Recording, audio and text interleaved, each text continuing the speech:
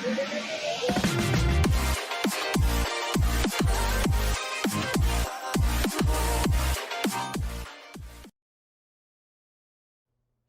to know the easiest way to get a year's worth of content? See, one of my favorite content sources is a book. My books most of the time. But think about it. I've taken the time to curate ideas and infuse the manuscript with my beliefs.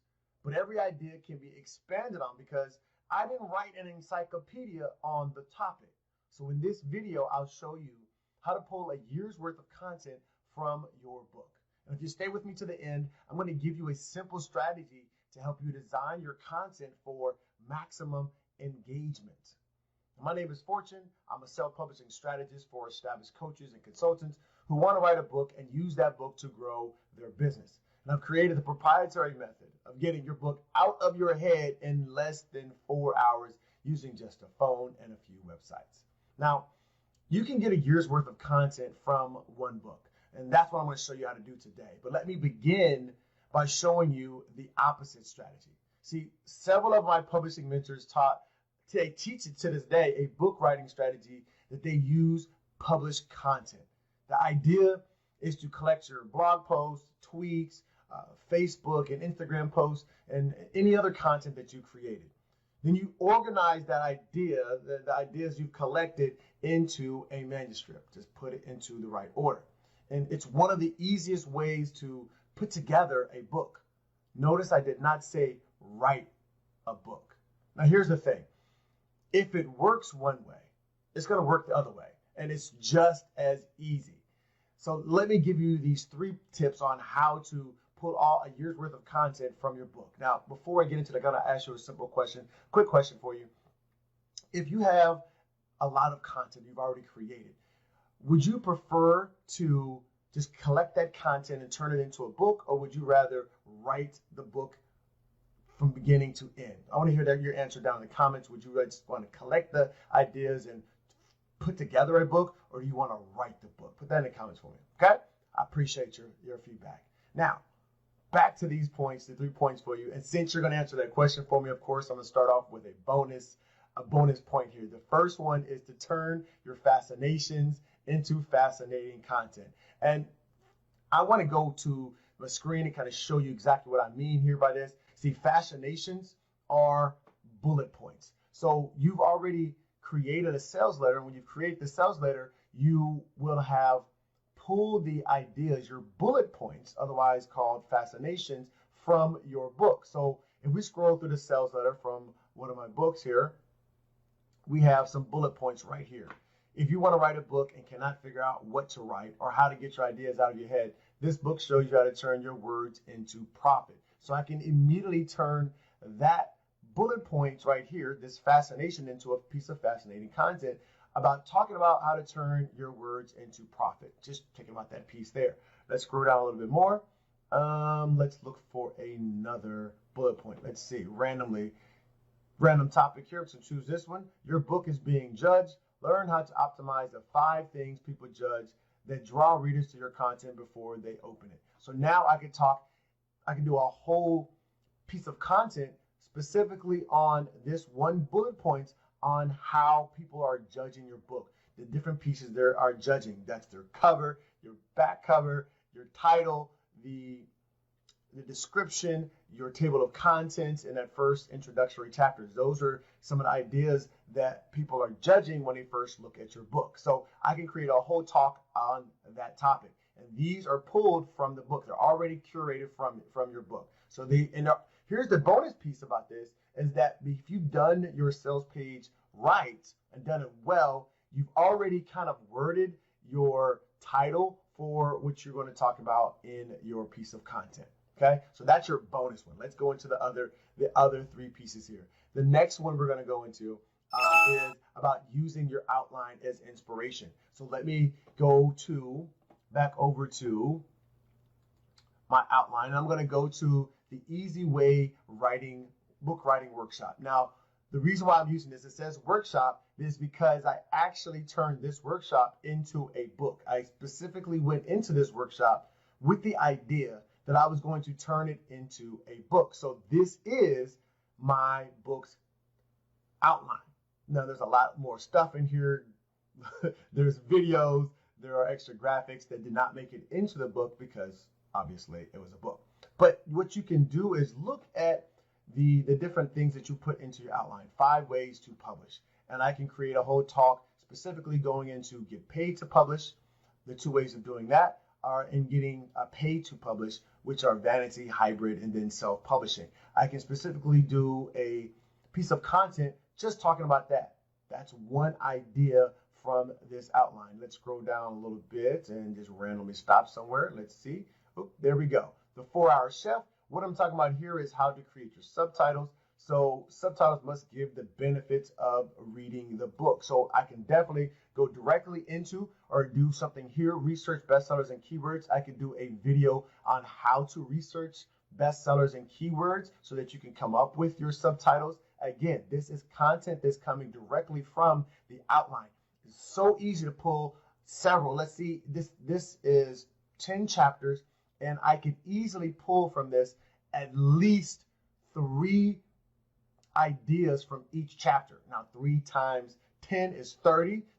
There are only 52 weeks in the year. So that already covers over half the year just using the outline to create ideas for my content. Okay, so that's idea number 1. Number 2 is going to pull ideas from the manuscript itself. So let's again go right into the manuscript. I'm going to pull up this most recent book, the 4-Hour Book. Beautiful cover right there. And as we look at this, you probably didn't say everything that you wanted to say when you first created your book skeleton, which is, the book's outline. But what we're going to do here in the manuscript is look for those ideas that you actually put into the book. They actually made it into the book. So we just start flipping through. We can go to you can start at any chapter and you start looking for pieces of content that I can pull out here. Okay, so here we're talking about the last E is for excellence. There's a little good about a haphazardly written book. That right there, I don't have to go any further than that. That one sentence, I could create a whole piece of content around the idea of not writing haphazard books, about really creating something that is excellent, something people would want to read. That's a piece of content you can create immediately right there. Now let's go a little further. Let's scroll down here and then 1, 2, 3, stop. Okay, we're just gonna stop on a random page. Now, as you're doing this yourself, you could literally go through each page and pull out some content. But as we see here, we're talking about the outermost post-it notes become the subtopics under each main topic. So I could literally take this idea here, which is how to design your brain map for your book. So this is a strategy, what I call the 4-brain strategy, where for you to create your outlines. And one part of that is taking post-it notes and organizing your post-it notes on your wall or on your floor in a manner that you can actually see how your book's going to come together. So I could literally go into some brain mapping software that I have found that I use with my clients, or I could actually do a whole demonstration in my room or in this office, my office here, on how I was using post-it notes, and I could put them all over the wall. You could see me walking through how to organize your ideas, the brain map for your book, using post-it notes. Again, this is content that's from my book. I don't have to go try to figure out what I want to write today or what I want to create a video on today. I can go to a random page in the book and pull that content out. So that's idea number 2. Idea number 3 is to serve the leftovers. And here's the thing. My daughter isn't the biggest fan of leftovers. There's plenty of people in the world who do not like leftovers. I have no problem eating leftovers. But here's a leftover that most people will like. Your audience will enjoy these leftovers, okay? Some stuff got cut out of your book. So you wrote the book and there's certain pieces you said, you know what, this doesn't fit for this book. It got edited out for whatever reason, a story that got pulled out, an extra idea that didn't work with that book. Those ideas you are set aside for future use. It is probably now time to start using that content in this moment for creating your content. Okay, now the reason why you're going to do that is because that content was good content. It can always lead to someone wanting to buy your course, to get your coaching or consulting. It wasn't that the piece that you cut out of your book was not good stuff, right? That it was not relevant. The idea was that it was not good for that book. Okay, so let's use that content so that you can actually serve the people, the audience that you have chosen to serve. Okay, those are my 3 points. Okay, the 3 ways of pulling ideas from your book. You can get a year's worth of content. If you saw right there in today's demonstration, I put out 6 pieces in this short time while teaching you what I was doing. Okay, so that right there is already 6 weeks worth of content just from doing today's conversation. Now, think about if you really go in depth into this and pull it out, going through each page, going through each paragraph, and pulling out one idea that you can expand on. See, the idea is kind of like this. It's kind of like looking at the trees inside of a forest. You can see the whole forest and all of the foliage and everything that from a distance. But if you really want to get granular and actually examine the forest, you got to go in there and look at each tree. And as you look at each tree is going to tell you a story. Now, what am I saying here? Your book is that forest. And as you step into the chapters, look at the paragraphs, look at the outlines, look at the content you set to the side that you are going to use for later. All that content are the different trees and bushes and shrubbery that is in the forest. And now you're examining it and getting more in depth into what makes up that forest. I hope that made sense right there. But now we've reached the end. Congratulations.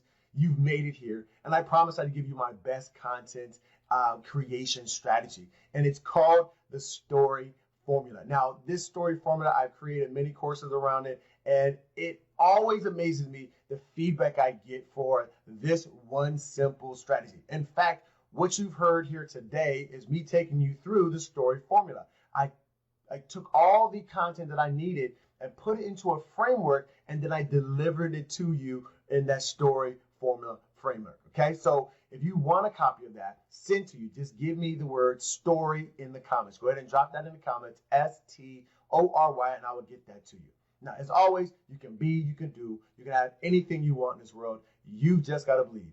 You can live a life of no doubt, just blessings, and I will show you how.